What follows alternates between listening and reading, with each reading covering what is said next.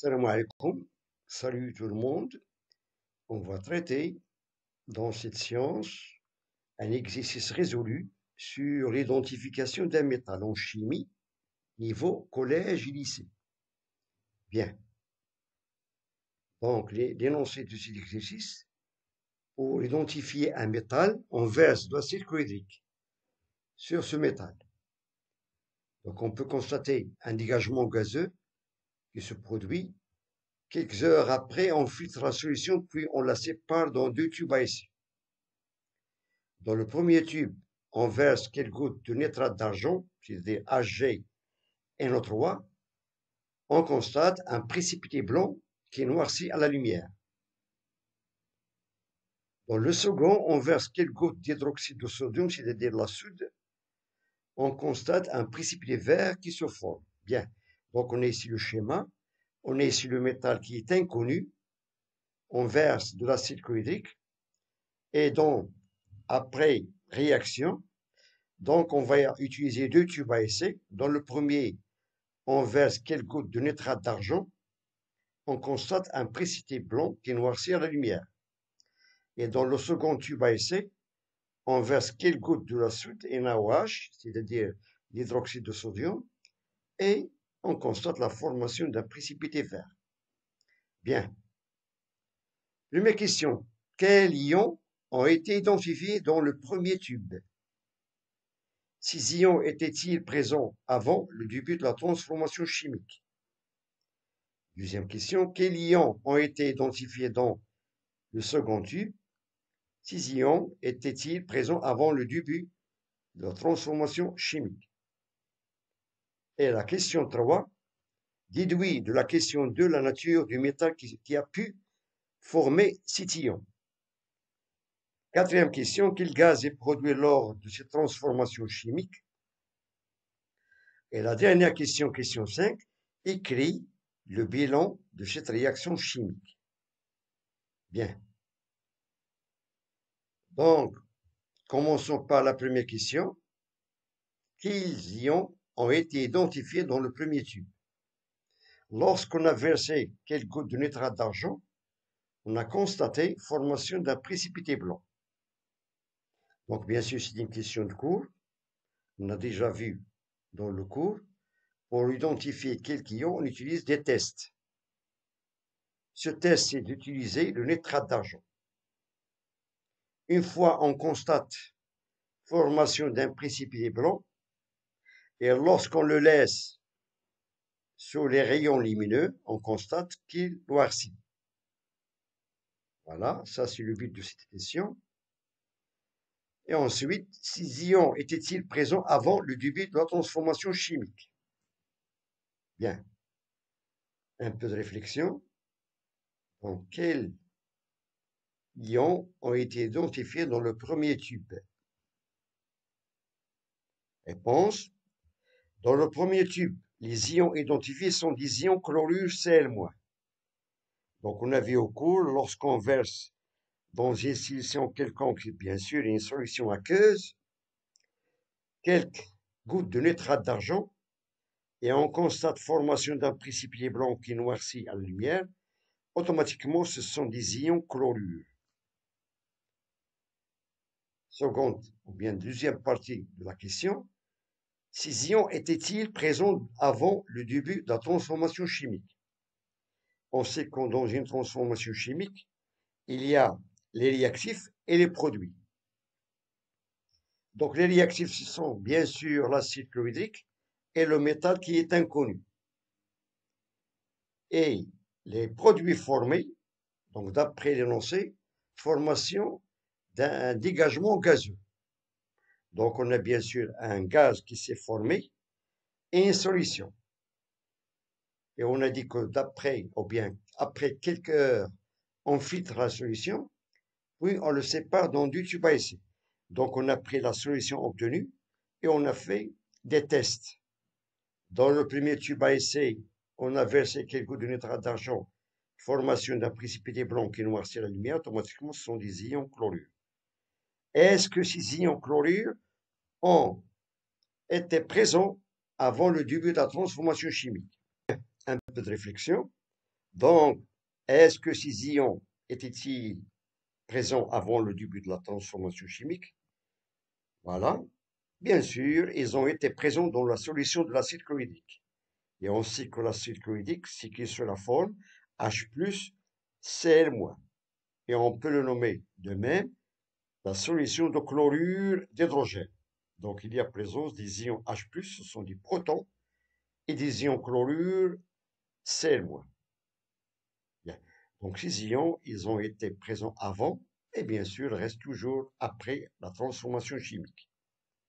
Voilà. Et on peut constater la présence de ces ions chlorure dans ces solutions. Passons maintenant à la deuxième question. Quels ions ont été identifiés dans le second tube? Ces ions étaient-ils présents avant le début de la transformation chimique? Donc c'est la même question que la première. On parle maintenant du deuxième tube à essai. Lorsqu'on a versé quelques gouttes de soude, c'est-à-dire du NaOH, l'hydroxyde de sodium, on a constaté la formation d'un précipité vert. Donc, cela veut dire qu'ils sont ces ions qui ont donné un précipité vert lorsqu'on a ajouté l'hydroxyde de sodium. Bien. Réponse. Dans le second tube, les ions identifiés sont les ions ferreux. Ce sont du fer 2, Fe2+.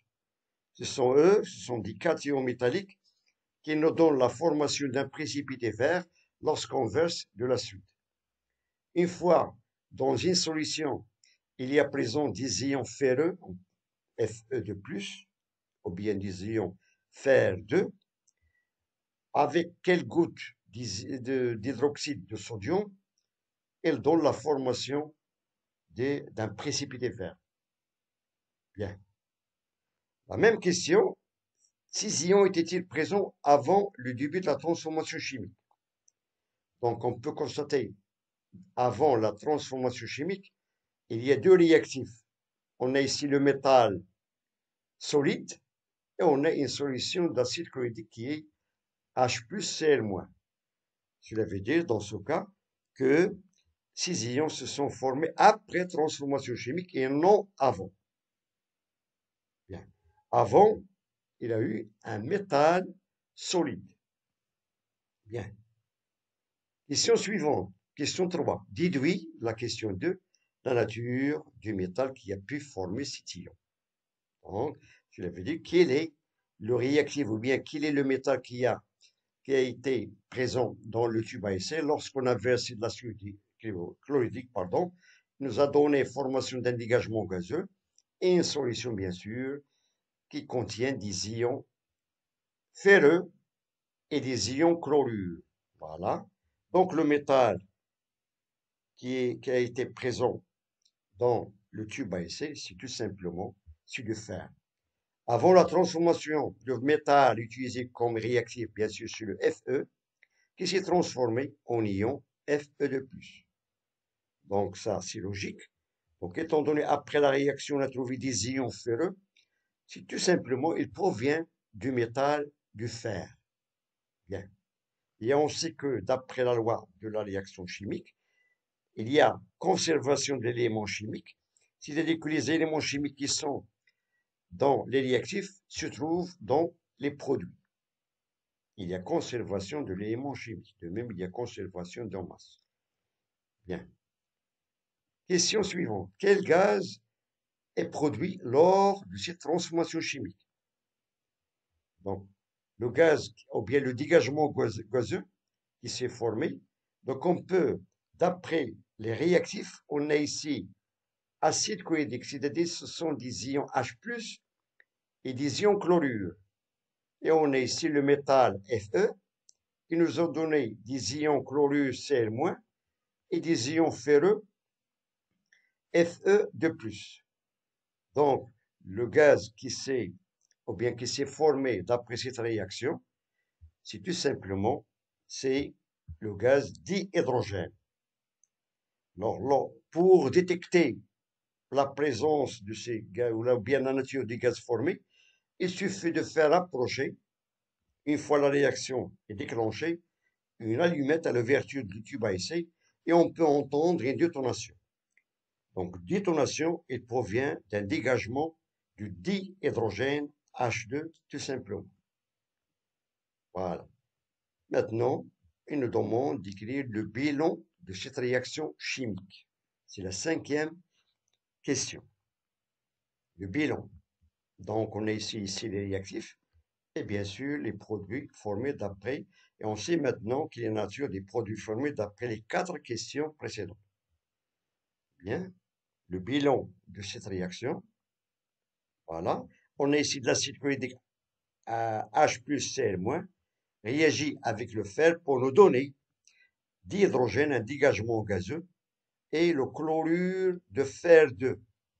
La solution contient des ions chlorure, on l'a détecté par quelques gouttes de nitrate d'argent, nous a donné un précipité blanc qui noircit la lumière, et des ions Fe2+, sont plus nommés des ions ferreux. On a détecté la présence de ces ions ferreux lorsqu'on a versé quelques gouttes de soude, un précipité vert qui s'est formé. Bien. Donc, équation chimique, on va écrire chaque molécule ou bien chaque élément avec la formule.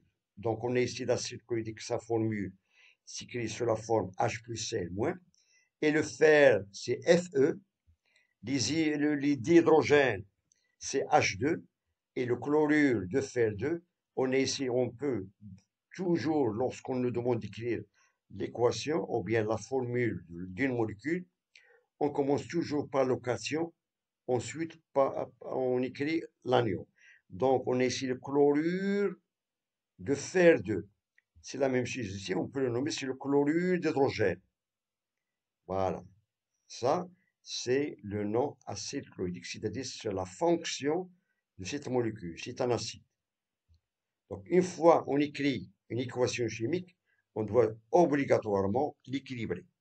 Donc, on a ajouté ici 2 pour avoir 2 H, voilà, dans le premier et dans le deuxième membre, 2 H, 2 Cl, voilà, 2 Cl, un seul Fe et un seul Fe.